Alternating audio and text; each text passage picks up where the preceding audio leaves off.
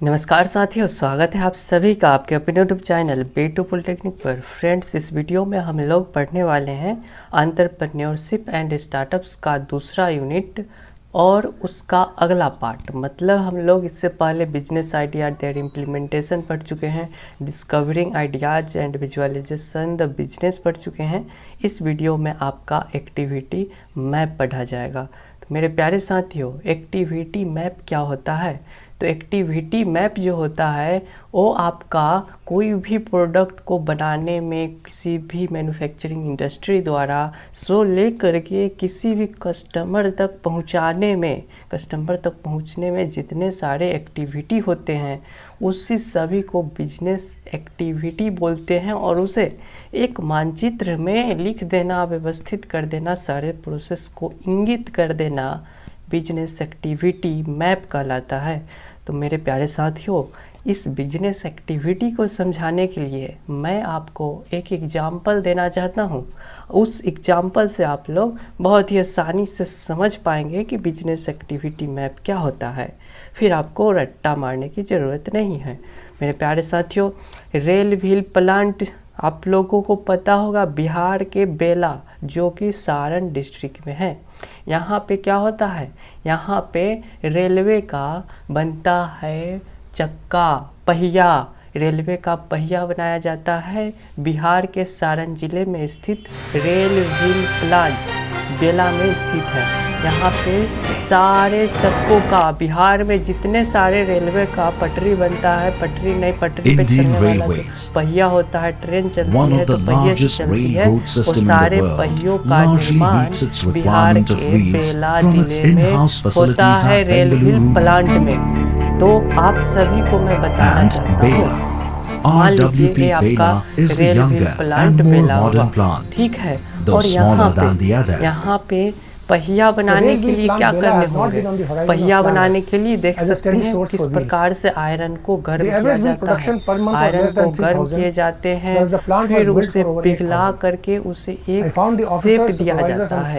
एक शेप दिया जाता है, बड़े से एक गोलाकार भाग को क्या किया जाता है तो PRWP Bela was set up in a remote and rural environment in the North Bihar district of Saran, set at a cost of nearly 1,500 और फिर जाके उस पर आपको उसकी गोलाई की जाती है, उसकी डिजाइनिंग की जाती है, उसकी मरम्मतें की जाती है, उसमें होल किया जाता है, छिद्र किया जाता है और फिर पेंटिंग करके, सजा करके, उसे पैक करके फिर उस व्हील को, उस पहिए को जो कि लोहे का होता है उसे डिलीवरी कर दिया जाता है। जो भी ट्रेन जहाँ पे बनती है वहाँ पे इस चक्के को, इस बने हुए इस वाले रेलवे प्लांट में बने हुए चक्के को भेज दिया जाता है रेलवे को। तो यानी कि क्या हुआ, ये जो सारा प्रोसेस हुआ, जैसे आयरन को मोल्ड करना, गर्म करना, फिर उसको प्रेशर डालना, फिर उसको इकट्ठा करना, उसकी डिजाइनिंग करना, उसकी पेंटिंग करना, ये सभी जो प्रोसेस हुआ इसे ही लिख देना कि कहाँ पे ये काम ये व्यक्ति करेगा या फिर ये मशीन करेगा। इस प्रोसेस के बाद अगला स्टेप होगा, ये पहिया ढुलुक करके अगले यहाँ पे जाएगा, वहाँ पे उसकी देखरेख की जाएगी, उसमें छिद्र किया जाएगा। तो सारे एक्टिविटी को नोट डाउन कर लेना, एक मानचित्र में बना करके उसे सजा देना, उसे लिख देना। मैं आपको एक और अन्य एग्जाम्पल से मैं समझाना चाहूँ तो आप सभी के लिए मैं बताना चाहता हूँ कि जैसे कि मान लीजिए आपके गांव में या फिर किसी भी शहर में, मान लेते हैं पटना में क्या है? पटना में बहुत सारा, एक मान लीजिए सोसाइटी है, कोई भी शहर ले लीजिए, इसमें बहुत सारे क्या है, शॉप्स है, दुकान है, जो कि क्या करती है, जो कि आपके घरेलू उपकरणों में, चाहे वो डोर हो, चाहे वो आपके कल हो, चाहे वो आपका साइकिल हो, तमाम सारे चीज़ों में आपको क्या ज़रूरत पड़ती है? तो नट्स की ज़रूरत होती है। नट्स जिससे कि हम लोग क्या करते हैं, कसते हैं किसी चीज़ को, किसी भी चीज़ को एक तरह से बॉन्डिंग करते हैं, तो वो नट्स की आपको आवश्यकता है तो आप क्या कीजिएगा, पटना में जाइएगा, इस वाले शॉप्स में जाइएगा, वहाँ से आपको जिस भी चीज़ का नट्स चाहिए वो आप बाई कर लीजिएगा। आपको पटना में बहुत सारे दुकान देखने को मिलेंगे। तो मेरे प्यारे साथियों, ये जो दुकान है जो कि आपको नट्स सप्लाई करता है, आपको नट्स देता है, ये जो शॉपर है वो क्या किस चीज़ का है, तो नट्स का है, हार्डवेयर मान लीजिए उसका दुकान है। लेकिन इस दुकानदार के पास भी नट्स कहाँ से आई? इस दुकानदार के पास भी मान लीजिए आपके शहर से दूर एक होगा मैन्युफैक्चरिंग इंडस्ट्री, जहाँ पे नट्स का मैन्युफैक्चरिंग निर्माण किया जाता होगा। नट्स का क्या किया जाता होगा, निर्माण किया जाता होगा। तो नट्स पहले यहाँ से क्या होती है, बनती है इस इंडस्ट्री में, इस कारखाने में, और उस बनने में बहुत सारा प्रोसेस होता है। मैं आपको प्रोसेस बताऊंगा। जैसे नट्स आपको बनाने हैं तो सबसे पहले क्या होता है, तो एक मिट्टी, बड़ा बड़ा नट बनाने हो ना, तो एक मिट्टी का शेड बनाया जाता है, एक मिट्टी का शेड बनाया जाता है, और इसमें मान लीजिए इस प्रकार के नट्स बनाने हैं, ठीक है। इस प्रकार के अगर नट्स बनाने हैं तो इस मिट्टी के शेड में इस प्रकार के होल कर दिए जाते हैं। आप समझ पा रहे होंगे, अगर इस मिट्टी के शेड में आपके अगर होल कर दिए जाए, छिद्र कर दिए जाए सेम आकार का, तो क्या होगा, कि इसमें एक स्पेस बन जाएगा, इसमें एक स्पेस बन गया। और अब यहाँ पे एक प्रकार से यहाँ पे किसी नट्स के आकार का यहाँ पे छिद्र है, ठीक है। इसी प्रकार से बहुत सारे छिद्र कर दिए जाते हैं। नट्स को बनाने का प्रोसेस मैं बता रहा हूँ। फिर इसमें क्या किया जाता है, तो एक मोल्टेन आयरन आप पिघला हुआ सोना, पिघला हुआ लोहा, लोहा या फिर इसको मतलब पिघला हुआ नहीं, एक आयरन होता है, इस आयरन को क्या किया जाता है, गर्म करके पिघला दिया जाता है, और एक बर्तन में इस मोल्टेन आयरन को रख दिया जाता है, ठीक है। आयरन को पिघला करके जब वो लिक्विड फॉर्मेट में बन जाए तो उसको एक पोट में रख दिया जाता है, और फिर इस आयरन को इस वाले जो छिद्र है, मिट्टी के शेड में जो बना छेद है, उसमें इसको फिल कर दिया जाता है, इसको आयरन को फिल कर दिया जाता है।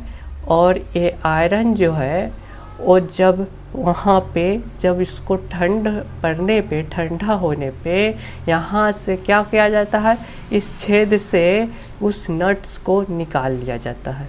मेरे प्यारे साथियों, इस छेद से उस नट्स को निकाल लिया जाता है। जब 1-2 रोज हो जाए, जब यह जो नट्स है, जो लोहा है, वह ठंडा हो जाए, जब वो फिर से ठोस आकार में ले ले, तो हमारा बहुत सारा नट्स का एक फैक्ट्री, बहुत सारा नट्स हमारा तैयार हो गया है।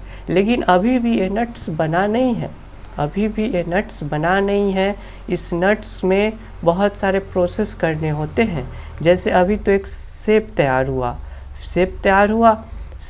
हुआ, अब इसमें करना है छिद्र करना है, फिर इसमें चारों तरफ से इसमें क्या करना होगा, कोना को इसके काटा जाएगा, फिर इसको पेंटिंग करना पड़ेगा। पेंटिंग करने के बाद फिर उसमें उसके क्या हार्डनेस को चेक किया जाएगा, फिर उसकी सजावटें की जाएगी, फिर पैकिंग की जाएगी, और पैकिंग करके तब क्या होगा, तब इस कस्टमर्स को पहुंचाया जाएगा। ये जो सोसाइटी में जो शॉप्स है उसे पहुंचाया जाएगा, यहाँ से सप्लाई किया जाएगा सारे नट्स को, तब आप लोग यहाँ से इस वाले दुकान से आप लोग खरीदते हैं। तो ये जो आपका मैन्युफैक्चरिंग प्लांट है, उसने क्या किया, सारे प्रोडक्ट्स को बनाया, क्रिएट किया, और उस क्रिएट करने में जितने सारे प्रोसेस या फिर स्टेप्स हुए, उस स्टेप्स को ही बिजनेस एक्टिविटी बोलते हैं। क्या बोलते हैं, बिजनेस एक्टिविटी क्या होता है मेरे प्यारे साथियों, बिजनेस एक्टिविटी होता है कि प्रोडक्ट बनाने से कस्टमर तक पहुंचाने में, अभी के लिए आप इस शॉप्स को ही कस्टमर मान लीजिए, कस्टमर प्रोडक्ट बनने से लेकर के कस्टमर्स तक पहुंचने में जितने सारे एक्टिविटी परफॉर्म हुई, उसे बिजनेस एक्टिविटी कहते हैं। और ये जो मैन्युफैक्चरिंग प्लांट है वो जब इस शॉपर्स को बेचेगा अपने प्रोडक्ट को तो उसे बेनिफिट भी होगा। तो यहाँ पे बिजनेस एक्टिविटी के बारे में आपने समझा, और इस सारे स्टेप्स को अगर किसी किताब में किसी मैप में नोट डाउन कर लिया जाए तो ही आपका बिजनेस एक्टिविटी मैप हुआ।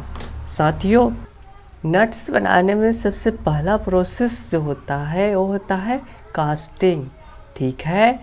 और कास्टिंग में क्या किया जाता है, जो भी रॉ मटेरियल था, मोल्टेन आयरन था, पिघला हुआ आयरन था, उसको यहाँ पे माटी के शेड में रखा जाता है। तो इस प्रकार से हमारा जब शेप तैयार हो गया तो बोला जाता है कास्टिंग।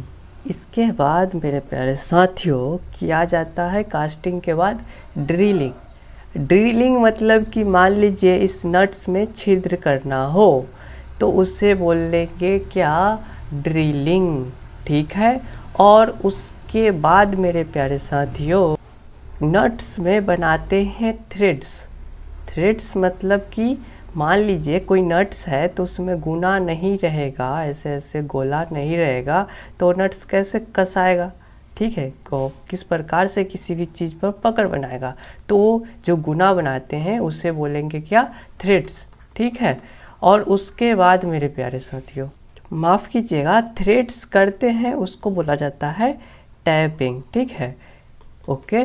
और उसके बाद क्या किया जाता है, इस नट्स में हम लोग क्या करेंगे तो कर्व बनाएंगे, गोल सा एक कर्व बनाएंगे। और इस कर्व जो बनाते हैं इस कर्व को बोला जाता है, उस कर्व को बोला जाता है चैम्फरिंग, ओके। एंड इसके बाद इसके सजावट को या फिर मजबूती प्रदान करने के लिए इसको गर्म करके इसको क्या किया जाता है, इसको सजाया जाता है, इसको मजबूत किया जाता है। तो इसे बोला जाता है हीट ट्रीटमेंट, ठीक है। और उसके बाद मेरे प्यारे साथियों हीट ट्रीटमेंट के बाद मेरे प्यारे साथियों इस नट्स को चमकाना पड़ेगा, तो उसे बोलेंगे सरफेस फिनिशिंग, ठीक है, सरफेस फिनिशिंग बोलेंगे। एक काम कर लेने के बाद मेरे प्यारे साथियों हमें क्या करना पड़ेगा, इसे एक जगह पे टेस्टिंग किया जाएगा। तो इस टेस्टिंग को क्या बोलते हैं, तो इस टेस्टिंग को बोलते हैं इंस्पेक्शन, ठीक है। और जब प्रोडक्ट बन जाए तो उसके बाद किया जाता है स्टोरेज, एक जगह पे रखना तो पड़ेगा ना। स्टोरेज करने के बाद क्या होता है, तो जैसे ही किसी भी कस्टमर का क्या आएगा, ऑर्डर आएगा, तो वो ट्रांसपोर्ट किया जाएगा किसी भी शॉप को, दुकानदार को क्या किया जाएगा, ट्रांसपोर्ट किया जाएगा। तो मेरे प्यारे साथियों ये जो सारा प्रोसेस हुआ कस्टमर, जैसे देखिए प्रोडक्ट के मैन्युफैक्चरिंग से लेकर कस्टमर तक, शॉप तक पहुंचने के लेकर इस जितने सारे स्टेप्स हुए उस सारे को बिजनेस एक्टिविटी बोलेंगे, ठीक है। और इसे ही, ये सारे स्टेप्स को ही एक मैप के द्वारा लिख देना कहलाता है एक्टिविटी मैप। ये सारे जो स्टेप्स है इस सबको क्या करने होंगे, इस सबको एक मैप में एक जगह पे लिखा जाएगा एक सिंबॉलिक रिप्रेजेंटेशन के साथ। कास्टिंग हुआ तो उसका सिंबॉलिक कैसा होगा, ड्रिलिंग हुआ तो उसका सिंबॉलिक कैसा हुआ, एक प्रोडक्ट एक जगह से दूसरे जगह गया तो उसका किस प्रकार से सिंबॉलिक रिप्रेजेंटेशन होगा। एक बिजनेस एक्टिविटी मैप का ये जो चीज़ें हैं वो आपको जानने की ज़रूरत है। मैं आपको इस सारे स्टेप्स को सिंबॉलिक रूप से लिख करके बताता हूँ ताकि वीडियो लंबा ना बन सके। तो फ्रेंड्स फ्लो चार्ट का जो सबसे पहला जो कास्टिंग होता है, कोई भी चीज़ें, कोई भी ऑपरेशन सबसे पहले बिजनेस एक्टिविटी में अगर हो तो उसे सर्कल से रिप्रेजेंट करते हैं और इसे बोलेंगे क्या, इस सर्कल में लिखा जाएगा कास्टिंग को। तो सबसे फर्स्ट जो सिंबॉलिक रिप्रेजेंटेशन है किसी भी ऑपरेशन होने का वो कास्टिंग है, सर्कल से रिप्रेजेंट होगा, ठीक है। एरो से रिप्रेजेंट हम लोग करेंगे। एरो से रिप्रेजेंट जिस चीज़ को किया जाता है उसका मतलब क्या होता है कि उसका मतलब होता है कि कोई नेक्स्ट स्टेप पे प्रोसेस बढ़ रहा है। तो उसके बाद कास्टिंग के बाद क्या होता है मेरे प्यारे साथियों, ड्रिलिंग। ठीक है, ड्रिलिंग होता है। लेकिन मेरे प्यारे साथियों ये कास्टिंग जो होता है उसे करने वाला कोई व्यक्ति तो होगा, तो उसके लिए जो रिस्पॉन्सिबल व्यक्ति होता है उसको मान लीजिए XYZ नाम दे दिए, उस पर व्यक्ति कास्टिंग के लिए लगा हुआ है। ड्रिलिंग के लिए जो यहाँ पे एम्प्लॉय लगे होंगे, व्यक्ति होंगे, उसका हम लोग ABCD मान लेते हैं, नामकरण कर देते हैं। अब ड्रिलिंग को A और B देख रहा है। फ्रेंड्स, इसके बाद जो प्रोडक्ट है वो हमारा चला गया, ड्रिलिंग के बाद हमारा जो प्रोडक्ट है वो चला गया किस में, तो चला गया टैपिंग में। टैपिंग में चला गया। और टैपिंग का, और ये सर्किल ही हम लोग क्यों बना रहे हैं, सर्किल का मतलब होता है कोई ऑपरेशन होना। तो कास्टिंग हुआ वो भी ऑपरेशन था, ड्रिलिंग हुआ वो भी ऑपरेशन है, टैपिंग है वो भी ऑपरेशन है। तो इसे भी हम लोग सरफेस में बनाएंगे। और प्रोडक्ट एक जगह से दूसरे जगह जा रहा है तो इसे हम लोग एरो के रूप में डिनोट करते हैं। जो यहाँ भी एरो देख रहे हैं, यहाँ भी एरो देख रहे हैं। टैपिंग के लिए मान लेते हैं कि आपका CD जिम्मेदार व्यक्ति है। ठीक है, उसके बाद जो आपका प्रोसेस होता है वो क्या होता है, तो वो आपका होता है चैम्फरिंग। ठीक है, चैम्फरिंग होता है। तो चैम्फरिंग को हम लोग भी सर्कल से ही डिनोट करेंगे, ये भी आपका ऑपरेशन हो रहा है। और इसके लिए मान लीजिए DEF जिम्मेदार व्यक्ति होगा। उसके बाद प्रोडक्ट जो है वो हमारा कहाँ पे जाता है, जहाँ पे भी जाए वहाँ पे हमारा ऑपरेशन परफॉर्म जो होता है वो होता है हीट ट्रीटमेंट का ऑपरेशन परफॉर्म होता है। ठीक है, हीट ट्रीटमेंट के लिए मान लीजिए GFGHI कोई व्यक्ति इसके लिए यहाँ पे रिस्पॉन्सिबल होगा। हीट ट्रीटमेंट के बाद जो हमारा प्रोडक्ट है वो जाता है सरफेस फिनिशिंग के लिए। इसे भी हम लोग यहाँ पे सर्कल के रूप में लिखेंगे। इसके लिए मान लीजिए K और L व्यक्ति जिम्मेदार है। सरफेस फिनिशिंग के बाद जो हमारा प्रोडक्ट है वो क्या होता है, स्टोरेज होता है। क्या होता है, स्टोरेज। तो स्टोरेज का जो सिंबल है वो कुछ इस प्रकार से होगा, मान लीजिए हाफ सर्कल। ठीक है, यहाँ पे स्टोरेज होगा। क्या होगा, स्टोरेज होगा। इसके जगह पे मान लीजिए MN व्यक्ति बैठा हुआ है इसके देखरेख के लिए। और उसके बाद स्टोरेज होने के बाद हमारे प्रोडक्ट का क्या होगा, टेस्टिंग होगा। टेस्टिंग जो होगा, इंस्पेक्शन जो होगा, उसको हम लोग डिनोट करेंगे रेक्टेंगल से। इंस्पेक्शन को डिनोट किया जाता है रेक्टेंगल से, ये बात आप ध्यान में रखें। इसके लिए मान लीजिए PQRST व्यक्ति जिम्मेदार होगा। अब इंस्पेक्शन के बाद जो प्रोडक्ट है वो आगे बढ़ता है और जाता है कहाँ पे, तो स्टोर के पास जाता है। मान लीजिए इसके बाद जो इंस्पेक्शन के बाद भी होता है प्रोडक्ट का स्टोरिंग।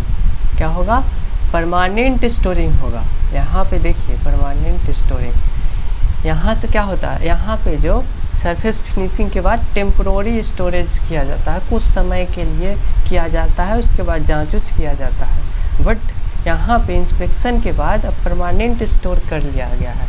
परमानेंट स्टोरेज कर लिया गया है तो अब इसका जो काम होगा आगे का प्रोसेस वो कुछ नहीं, बस अब इसका मेन और असली इसके जो इच्छुक है, इसके लाभार्थी जो होंगे वो होगा कस्टमर। उसके पास ये जो नट्स है या फिर जो भी प्रोडक्ट है वो चला जाता है। तो आपने ये देखा कि प्रोडक्ट बनने से लेकर के कस्टमर तक पहुंचने तक जितने सारे एक्टिविटी परफॉर्म जो हुई वो आपका हुआ बिजनेस एक्टिविटी। और इस एक्टिविटी को स्टेप बाय स्टेप इंगित करना, सिंपल से फ्लो चार्ट के रूप में लिख देना, उसे बिजनेस एक्टिविटी मैप बोलेंगे। इसे ही बिजनेस एक्टिविटी मैप बोलेंगे। और इस मैप का फ़ायदा क्या है वो अब हम लोग समझेंगे। फ्रेंड्स, चार्ट एक्टिविटी देख करके हर एक एम्प्लॉय को, हर एक ABCD XYZ व्यक्ति को ये पता रहता है कि कौन काम पहले होगा, किस काम के लिए उसे जिम्मेवार ठहराया गया है। और जैसे मान लीजिए कास्टिंग के बाद ड्रिलिंग हुआ, ड्रिलिंग के बाद टैपिंग हुआ, तो ये सब किसी को बताने की ज़रूरत नहीं है। यह ऑलरेडी यहाँ पे बिजनेस चार्ट एक्टिविटी में यहाँ पे नोट कर दिया गया है, स्टोर कर दिया गया है। तो व्यक्ति को हर एक चीज़ बतलाने की ज़रूरत नहीं है कि तुम्हें यहाँ पे रहना है, तुम्हें वहाँ पे रहना है, नहीं। ये ऑटोमेटिकली लोगों को चार्ट देख करके पता है कि मुझे ये करना है, ठीक है, इस स्टेप्स के बाद ये होगा। तो एक फ़ायदा ये हो गया। दूसरा फ़ायदा अगर देखा जाए तो मान लीजिए कोई भी व्यक्ति, कोई भी एम्प्लॉय मान लीजिए क्या कर रहा है, कंपनी को छोड़ दे रहा है, लीव पे जा रहा है, छुट्टियां मना रहा है। तो ऐसे में कोई नया जो एम्प्लॉय आएगा उसे बहुत सारा चीज़ें समझाने की ज़रूरत नहीं होगी। उस व्यक्ति के जगह पे ही उसे शिफ्ट कर दिया जाएगा और उसे कहा जाएगा कि तुम बिजनेस एक्टिविटी मैप देखो, तो और उनसे काम करवा लिया जाएगा। मतलब ज़्यादा टाइम कंज्यूमिंग नहीं होगा। और जो व्यक्ति क्या हुआ, जो कंपनी को, ऑर्गेनाइजेशन को छोड़ के गया है, उसके जाने से इस बिजनेस पर कोई प्रभाव इसलिए नहीं पड़ेगा क्योंकि उस बिजनेस एक्टिविटी में उस व्यक्ति का जो भी काम है वो इस ड्रिलिंग या फिर एक्टिव मैप पे वो व्यक्ति लिख के जाएगा, वो बता के जाएगा कि उसका एक कार्य है। तो इसलिए इन्फॉर्मेशन का क्या हुआ, लॉस्ट नहीं हुआ, कोई भी डाटा को यहाँ पे नुकसान नहीं होता है। तो इसलिए बोला जाता है कि बिजनेस एक्टिविटी मैप से कोई भी डाटा लॉस्ट नहीं होती है। कोई भी एम्प्लॉय अगर आता है तो उसे ज़्यादा बतलाने की ज़रूरत नहीं होती है।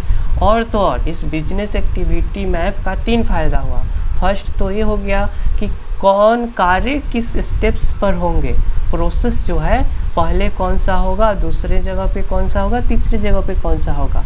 और दूसरा इसका फ़ायदा है कि इस कौन से कार्य के लिए कौन व्यक्ति जिम्मेवार है, ठीक है, हर एक जगह पर सिलेक्टेड व्यक्ति रखा हुआ है। तो ये हो गया। और तीसरा ये हो गया कि इससे समय की बचत होगी। कोई न्यू एम्प्लॉय आएगा तो उसे ज़्यादा से ज़्यादा समझाने की ज़रूरत नहीं होगी, इन्फॉर्मेशन लॉस्ट नहीं होगा। तो फ्रेंड्स, ये मैंने आपको प्रैक्टिकल करके समझाया। अब हम लोग थियोरेटिकल चलते हैं कि आपको अब एग्ज़ाम में कैसे लिखने हैं। तो थियोरेटिकल आपके सामने ये रहा। मेरे प्यारे साथियों, बिजनेस एक्टिविटी मैप के बारे में आपने क्या समझा? आपने ये समझा कि किसी भी ऑर्गेनाइजेशन में जितने सारे प्रोडक्ट बनाने से लेकर के कस्टमर तक पहुंचने में जितने सारे स्टेप्स होते हैं, प्रोसेस होते हैं, उसे ही लिख देना, एक मैप में, मानचित्र में बना देना, स्टोर कर देना, बिजनेस एक्टिविटी मैप हुआ। अब बिजनेस एक्टिविटी मैप का फर्स्ट यहाँ पे बेनिफिट देख लीजिए क्या है। Business activity map is a very powerful technique. यह है क्या है, बिजनेस एक्टिविटी मैप बहुत ही बड़ा, बहुत ही पावरफुल तकनीक है to visualise, depict process steps as it show how a process should function from start to finish. बोला जा रहा है कि बिजनेस एक्टिविटी ऐसा पावरफुल टेक्निक है जिससे यह दर्शाया जाता है कि कोई भी प्रोसेस का फंक्शन जो होता है वो स्टार्टिंग से ले करके उसका फिनिशिंग कहाँ कैसे कैसे स्टेप्स बाय स्टेप्स कैसे शो कर रहा है, उसे दर्शाया जाता है बिजनेस एक्टिविटी मैप में। जैसे मैंने आपको बताया स्टेप्स बाय स्टेप्स। यहाँ पे आप देख सकते हैं, इसका हिंदी भी आपके लिए मैंने लाया है, ये हिंदी रहा, आप देख सकते हैं। व्यावसायिक गतिविधि मानचित्र प्रक्रिया चरणों को दृश्य के रूप में चित्रण करने के लिए बहुत ही शक्तिशाली तकनीक है, क्योंकि यह दिखाता है कि एक प्रक्रिया शुरू से अंत तक कैसे कार्य करता है। क्या बिजनेस एक्टिविटी से क्या पता चला कि कोई भी प्रोसेस स्टार्टिंग से लेकर एंडिंग तक कैसे वर्क करता है, ये आपको पता चला। दूसरा क्या है, व्यवसायिक गतिविधि को उद्देश्य रूप से निर्धारित किया जाता है ताकि संगठन में हर कोई संचालन की प्रक्रिया को समझ सके और अपनी आवश्यकताओं के अनुसार गतिविधि में भाग ले सके। मतलब फ्रेंड्स, जो भी बिजनेस एक्टिविटी है उससे क्या ये दर्शाया जाता है एक्टिविटी मैप में कि कौन किसके लिए रिस्पॉन्सिबल है, कौन से प्रोसेस के लिए कौन एक व्यक्ति जो है वो रिस्पॉन्सिबल है, उसे यहाँ पे हर एक ऑपरेशन के लिए कौन अंडरस्टैंडिंग करना है, कौन से व्यक्ति को इस कार्य के लिए रखना है, उससे क्या होता है साफ साफ पता चलता है, एवरीवन को पता होता है। ठीक है, अब क्या है, business activity map use flow chart symbol to answer 3 essential question. क्या है, बोला जा रहा है कि बिजनेस एक्टिविटी मैप का प्रयोग किया जाता है फ्लो चार्ट से या फिर सिंबल से, किसके लिए, तो ये 3 इसेंशियल क्वेश्चनों का आंसर करने के लिए। फर्स्ट क्वेश्चन क्या है, तो what are the activity in process, मतलब कि एक्टिविटी का क्या क्या प्रोसेस है, प्रक्रिया जो भी हो रही है उसका क्या क्या यहाँ पे प्रोसेस है, प्रक्रिया में क्या क्या गतिविधियाँ है उसके बारे में बतलाया जाता है। जैसा कि हम जानते हैं कि प्रत्येक प्रक्रिया विभिन्न व्यक्तिगत कार्यों से बनी होती है। आपको पता है कि सारा जो स्टेप्स होते हैं, प्रोसेस होते हैं, अलग अलग व्यक्तियों के लिए बना होता है। ठीक है, जिन्हें व्यावसायिक गतिविधियों के रूप में जाना जाता है, बिजनेस एक्टिविटी के रूप में जाना जाता है उन सारे स्टेप्स को, प्रोसेस को। इस प्रकार जब एक गतिविधि मानचित्र तैयार किया जाता है, जब बोला जा रहा है कि इस प्रकार से क्या तैयार किया जाता है, गतिविधि मानचित्र, एक्टिविटी मैप जब तैयार किया जाता है, गतिविधि मैप तैयार किया जाता है, तो प्रत्येक गतिविधि को सभी विवरणों के साथ स्पष्ट रूप से इंकित किया जाता है। सभी गतिविधि, सारे गतिविधि जो एक्टिविटी है उसका डिटेल्स स्पष्ट रूप से, नीट एंड क्लीन रूप से वहाँ पे नोट किया हुआ रहता है, लिखा हुआ रहता है, इंगित किया हुआ रहता है, किया जाना चाहिए ताकि हर कोई इसे आसानी से पहचान सके। इसलिए इंगित किया जाना चाहिए ताकि लोग उसे आसानी से समझ सके, आइडेंटिफाई कर सके इजीली, एवरीवन के लिए।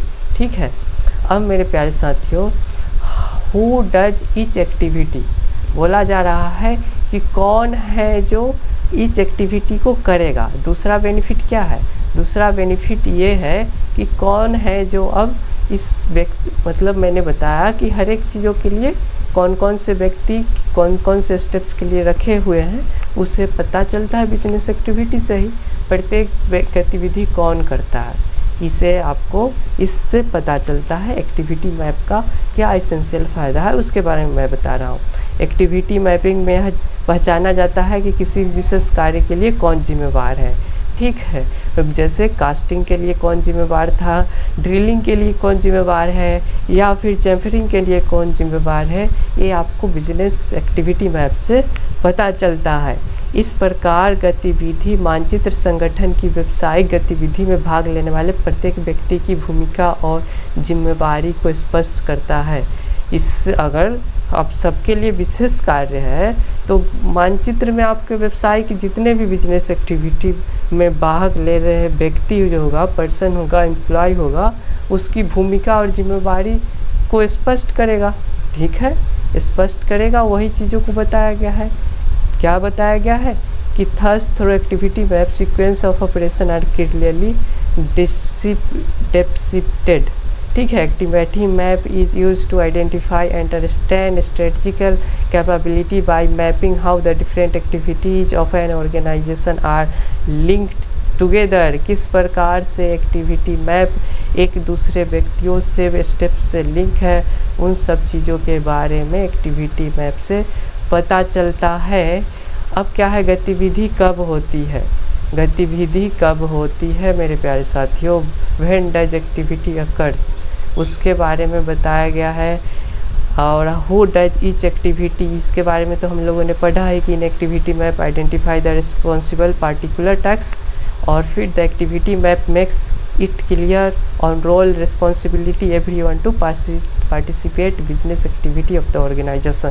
ऑर्गेनाइजेशन के जितने भी लोग होंगे उनका क्या रोल है, क्या रिस्पॉन्सिबिलिटी है, उससे साफ साफ पता चलता है एक्टिविटी मैप से। कब एक्टिविटी परफॉर्म होगा, ऑकर्स कब होगा, तो N activity map will be set up each activity with their sequence से सारा एक्टिविटी चलता है। एक्टिविटी मैप में ये दिया हुआ रहता है। And that is in simple words और आसान भाषा में लिखा हुआ रहता है। occur first, which activity takes place next, कौन सी एक्टिविटी पहले होगा, कौन सी एक्टिविटी बाद में होगा। Thus through activity map sequence operation are clearly depicted। और फिर activity map understand strategic capability mapping organisation linked together. यही है कि एक गतिविधि मानचित्र प्रत्येक गतिविधि को उसके अनुक्रम के साथ स्थापित करेगा। सरल शब्दों में कहे तो एक गतिविधि पहले जैसे होती है, कौन सी गतिविधि बाद में होती है, इसके बारे में बताया जाता है। इस गतिविधि मानचित्र के माध्यम से संचालन के अनुक्रम को स्पष्ट रूप से दर्शाया जाता है। संचालन के क्रम कौन से पहले होगा, कौन सा बाद होगा, उसे स्पष्ट रूप से बताया जाता है, क्लियरली बताया जाता है। एक गतिविधि मानचित्र का उपयोग किसी संगठन की विभिन्न गतिविधियों को एक साथ कैसे जोड़ा जाता है, इसकी मैपिंग करके राजनीतिक क्षमता को पहचानने और समझने के लिए किया जाता है। गतिविधि मानचित्र एक्टिविटी मैप का यूज जो होता है किसी भी ऑर्गेनाइजेशन के डिफरेंट जो प्रोसेस होगा, एक्ट होगा, को कैसे उसको एक साथ टुगेदर कैसे जोड़ा जाए, उसकी मैपिंग करके उसकी रणनीतिक क्षमताओं को पहचानने और समझने के लिए किया जाता है।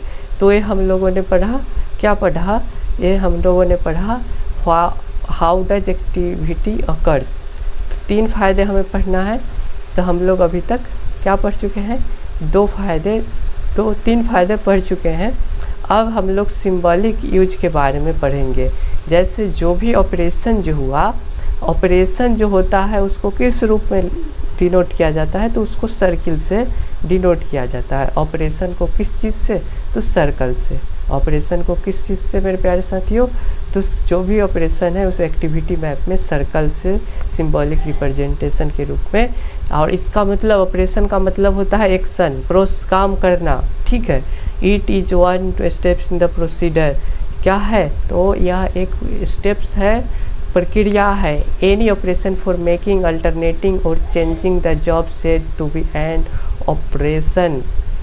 किसी भी ऑपरेशन को बनाना, चेंज करना, किसी भी जॉब को बोलना, चेंजिंग द जॉब को चेंज करना, ये सभी क्या है, ऑपरेशन है। Example cutting and shaping would and the manufacture of furniture. मान लीजिए किसी भी लकड़ी को आपने काट दिया, फिर उसको क्या किया, काट करके उसको अगले जगह पे, तो इस काटना प्रक्रिया जो हुआ, वर्किंग जो हुआ, वो मैन्युफैक्चरिंग ऑफ फर्नीचर, तो क्या कहलाएगा, ऑपरेशन कहला जाएगा। इंस्पेक्शन को मैंने बताया था कि रेक्टेंगल में लिखा जाता है, इसको डिनोट किया जाता है। इंस्पेक्शन जहाँ पे टेस्टिंग किया जाता है। It represents checking the quality and quantity of items, कितने संख्या है। मान लीजिए मोबाइल बन रहा है, तो मोबाइल का क्वालिटी कैसा है और मोबाइल की संख्या कितना है, इसका पता किया जाता है इंस्पेक्शन में। जो भी चीज़ें यहाँ पे आपका वर्क हो रहा है उसका मैंने केवल मोबाइल का आपको समझाया। उसके बाद क्या है, वेट चेक भी किया जाता है, मोबाइल का ही आप समझ लीजिए, उसका हार्डनेस चेक किया जाता है, ड्रग प्रिपरेशन भी किया जाता है। ये सभी चीज़ इंस्पेक्शन टेस्टिंग का पार्ट हुआ।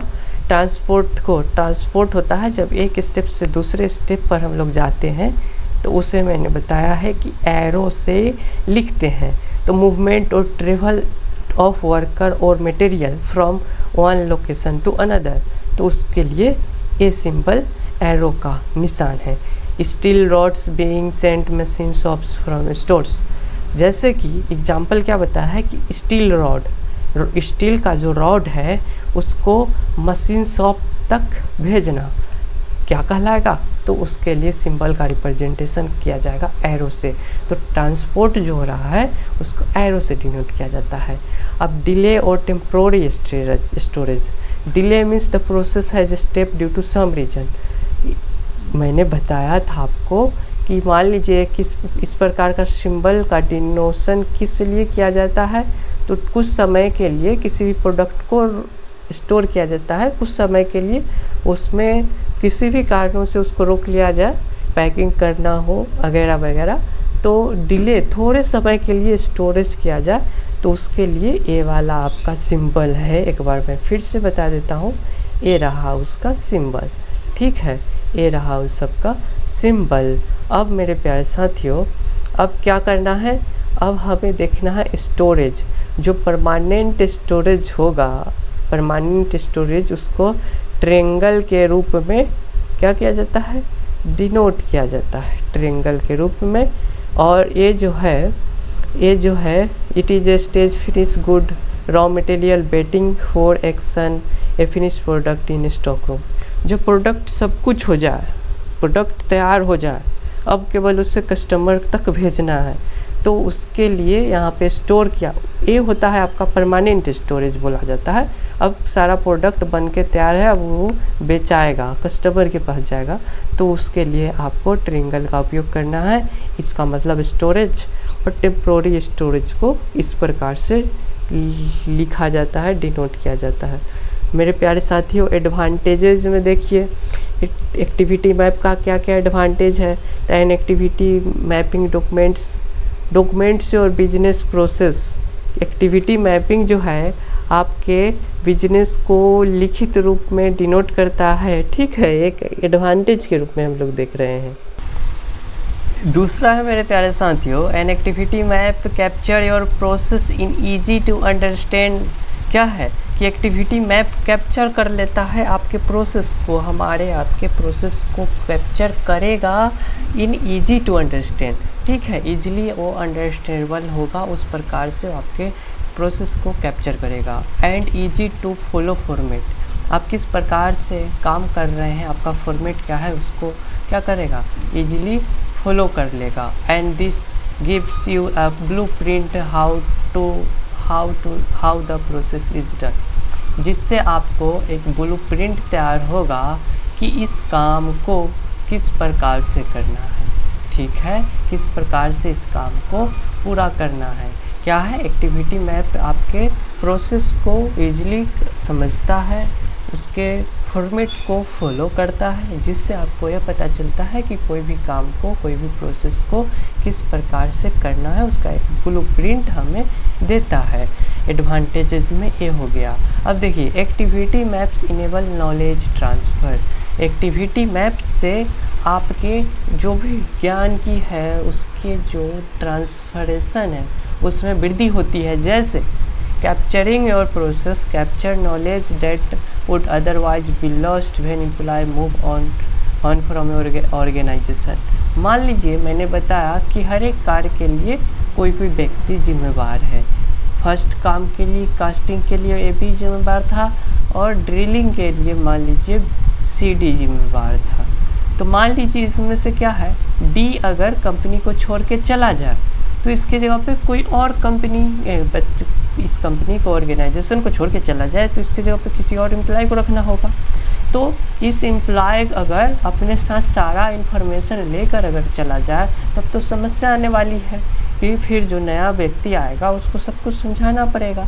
बट इस बिजनेस एक्टिविटी मैप में इस कर्मचारी का जो भी कार्य है उसे क्या किया जाता है, उस एक्टिविटी मैप में वो कैप्चर रहता है, उसको बतलाने पड़ते हैं डी क्या क्या काम कर रहा है। इसलिए अगर वो लॉस्ट हो रहा है, वो कर्मचारी अगर कहीं चला जाता है, ऑर्गेनाइजेशन को अगर छोड़ देता है, मूव ऑन कर जाता है, तो भी अगर कोई न्यू एम्प्लॉय आएगा, कोई भी अगर, तो उसको इस एक्टिविटी से ही पता चल जाता है, मैप से ही, कि हमें क्या करना है, और वो आसानी से ही क्या करेगा, उस नॉलेज को इनेबल कर, नॉलेज को देखेगा, पढ़ेगा, समझेगा और तुरंत अपने काम पे लग जाएगा। But is also a great way of sharing best practice based to doing this things throughout your organisation. यह एक बहुत ही अच्छा महान रास्ता है, किसके लिए, तो शेयरिंग बेस्ट प्रैक्टिस, किसी भी प्रैक्टिस, सबसे अच्छा प्रैक्टिस को शेयर करना, base of doing things throughout your organisation. आप अपने ऑर्गेनाइजेशन में किस प्रकार से किसी भी चीज़ों को करते हैं उसका बेस्ट प्रैक्टिस शेयर करने का एक बहुत ही अच्छा तरीका है एक्टिविटी मैप। तो मेरे प्यारे साथियों, इसका हिंदी भी आप सभी को देख सकते हैं कि उत्पादन का समय कम करता है। गतिविधि माध्यम के माध्यम से, मानचित्र के माध्यम से प्रक्रिया के विभिन्न गतिविधियों की अच्छी तरह से प्रलेखित यानी कि दर्शाया रहता है। और इससे क्या करना है, कौन करेगा, इस पर चर्चा में समय बर्बाद करने में मदद मिली। गतिविधि मानचित्र सुधार का अवसर प्रदान करता है। गतिविधि कब होती है? तो गतिविधि मानचित्र प्रत्येक गतिविधि को अनुक्रम के साथ स्थापित करेगा। सरल शब्दों में गतिविधि पहले होती है और कौन सी गतिविधि बाद में होती है लिखा हुआ रहता है। एक गतिविधि मानचित्र का उपयोग किसी संगठन की विभिन्न गतिविधियों को एक साथ कैसे जोड़ा जाता है उसके बारे में समझने में क्षमता को पहचानने और समझने के लिए किया जाता है। मेरे प्यारे साथियों, अब हम लोग देखते हैं ये है अगला जो फ़ायदा है, एडवांटेजेज है, वो क्या है? वो है RACI। RACI का अर्थ आप लोग समझने का कोशिश करिएगा। देखिए, thorough business activity map be well knowned with, हम लोग क्या चीज़ के बारे में जान जाते हैं। तो R का मतलब होता है रिस्पॉन्सिबल, कौन से कार्य के लिए कौन जिम्मेदार है, किस पर रिस्पॉन्सिबिलिटी है। Who will be doing this task, यह काम कौन करेगा। Who is assigned to the work on this task, इस काम को असाइन कौन करेगा, इसका रिस्पॉन्सिबिलिटी पता हुआ। RACI। अब ए का मतलब है अकाउंटेबल। अकाउंटेबल मतलब कि हु हेड विल रोल और इफ़ दिस गोज रॉन्ग। मान लीजिए अकाउंटेबल कौन होगा, कोई भी काम मान लीजिए ABCD कोई कर रहा है, ABCD कर रहा है, सुपरवाइजर कर रहा हो, अगर कोई काम अगर वो गलत हो सही हो तो उसका कोई ना कोई व्यक्ति तो होगा जो अकाउंटेबिलिटी ले, उसका देखरेख में लोग काम करे। तो मान लीजिए मान क्या लेना है कि अथॉरिटी टेक डिसीजन, अगर कोई भी काम गलत हो तो एक व्यक्ति होना चाहिए जो कि उसे सही करने के लिए प्रेरित करे, बताए, और गलत कुछ हो तो उसका अथॉरिटी होने चाहिए कि वो डिसीजन ले सके कि ऐसे काम करना है वैसे काम करना है, इससे लोगों को समझा सके, एम्प्लॉय को समझा सके। तो अकाउंटेबिलिटी जो होता है एक बड़े पद पर थोड़ा सा एम्प्लॉय से बड़े पद के व्यक्ति होते हैं, मैनेजर, GM, इन सब पर अकाउंटेबिलिटी का अधिकार होता है। कंसल्टेंट मतलब मेरे प्यारे साथियों anyone who can tell me more about this task. अब कोई कार्य आपको समझ में ना आ रहा हो तो आपको किससे पूछना है उसके बारे में, तो ये आपका कंसल्टेंट के रूप में गिना जाता है। Any stakeholder already identified. यहाँ पे कंसल्टेंट में बोला जा रहा है, स्टेक होल्डर के बारे में बोला जा रहा है कि स्टेक होल्डर को पहले से ही पहचान लिया जाता है किसी भी स्टेक होल्डर को। नेक्स्ट क्या है? इन्फॉर्म्ड। अब मान लीजिए कोई काम हो रहा है, कोई व्यक्ति ABCD एक काम को कर रहा है, मान लीजिए ड्रिलिंग को ही कर रहा है, तो अब ये जो ड्रिलिंग है वो मान लीजिए काम समाप्त होने के बाद उसे किसी न किसी अपने से उच्च लेवल के व्यक्तियों को इन्फॉर्म्ड करना होगा कि मैंने इतना काम किया हूँ, मैं इतना सारा सर्विस मैंने किया, इतने घंटे काम किया, तो यही इन्फॉर्म करना होता है कि ये काम हो गया है। Anyone whose work depends on this task. Anyone कोई भी व्यक्ति जिसका वर्क है इस टास्क पे डिपेंड करता है। Who has keep updated about this process. आपको अपडेट करना होता है इस प्रोसेस के बारे में, ठीक है मेरे प्यारे साथियों। अब देखिए एडवांटेजेस में ही क्या आ रहा है, तो reduce the time production. Reduce the time production बिल्कुल है कि सारा कुछ अगर आपका सिस्टमेटिक ढंग से चलेगा, स्टेप बाय स्टेप चलेगा, तो प्रोडक्शन का टाइम जो है वो कम में ही कोई भी प्रोडक्ट उत्पादित हो जाएगा, ठीक है, कम समय में ही। तो इसलिए समय को यह कम लगाता है, समय में जो खपत होती है उसको कम करता है। Through activity map the various activity of the process are well documented. Activity map के द्वारा जो भी वेरियस एक्टिविटी है उसे उस प्रोसेस को एक अच्छे से डॉक्यूमेंटेड किया हुआ रहता है, स्टोर किया हुआ रहेगा, तो एक सारे वेरियस एक्टिविटी प्रोसेस को वेल तरीके से डॉक्यूमेंटेड किया रहेगा। यही तो इसका फ़ायदा है। This will helps in loss of time in decision what to do, how to do, when to do. इससे एक्टिविटी मैप्स क्या करेगा, समय की खपत, समय को ज़्यादा बर्बाद होने में, किसी एक काम को ही करने में उससे यह बचाएगा, मदद करेगा कि समय का लॉस ना हो।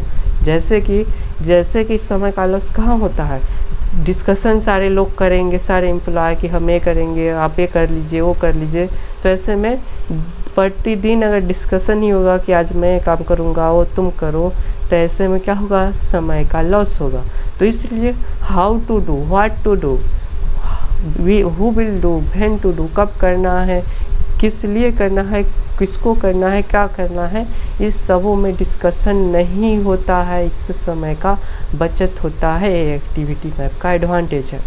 Activity map show opportunity for improvement. इससे आपको यह पता चलता है आपको कि कहाँ से एक्टिविटी मैप आपको यह बताता है कि कहाँ पे अपॉर्चुनिटी है, कहाँ पे अवसर है, जहाँ पे इम्प्रूव किया जा सके, सुधार किया जा सके। जैसे कि activity map capture what is actually happening, who is involved, where information, data, material are flowing, most importantly, and the handover points between process departments and the chains। इससे एक्टिविटी मैप यह कैप्चर करता है कि कोई भी actually happening, कहीं भी अगर कुछ गड़बड़ी हो गया है, कहीं पे अगर कुछ फॉल्ट्स हो गया है, तो उसमें कौन सा व्यक्ति इन्वॉल्व है, कहाँ पे इन्फॉर्म है, डाटा कहाँ पे रखा हुआ है, मटेरियल कहाँ पे रखा हुआ है। तो ये सभी चीज़ें हैंड ओवर करता है आसानी से, प्रोसेस को एकदम डिपेंडली, सप्लाई चेन, सारा चेन जो होता है डिपार्टमेंट का, वो सब कुछ हैंड ओवर करता है, महत्वपूर्ण होता है। ठीक है, सारा डाटा, इन्फॉर्मेशन, मटेरियल कहाँ पे रखना है, क्या करना है, सबका कैप्चर किया जाता है। Thus the fault in production system can be identified easily, which can be easily corrected and improved। अगर कहीं भी फॉल्ट हो रहा है किसी भी कर्मचारी को, तो बिजनेस एक्टिविटी से तुरंत आसानी से पता लगाया जा सकता है कि कहाँ पे फॉल्ट हो रहा है। और जब आपको पता चलेगा कि इस वाले प्रोसेस में, इस वाले स्टेप्स में फॉल्ट है, तो उसे तुरंत सुधारा भी जा सकता है, सही किया जा सकता है, और उसे इम्प्रूव किया जा सकता है, सुधारा जा सकता है। तो मेरे प्यारे साथियों, इस वीडियो में हम लोगों ने क्या देखा, तो हम लोगों ने देखा कि क्या होता है business activity map, step by step देखें। अगले वीडियो में हम लोग देखेंगे बिजनेस प्लान के बारे में। तो इस वीडियो को आप लोग ज़रूर से ज़रूर लाइक कर दीजिएगा। आप हमारे ऐप पे नहीं हैं तो आप ऐप को इंस्टॉल कीजिए, वहाँ से आपको ये सारे क्लासेस का नोट्स मिल जाएगा, साथ में आपको एनिमेटेड वीडियोज़ मिल जाएगा, एवं वेरियस पब्लिकेशन का आपको क्वेश्चन बैंक भी मिल जाएगा।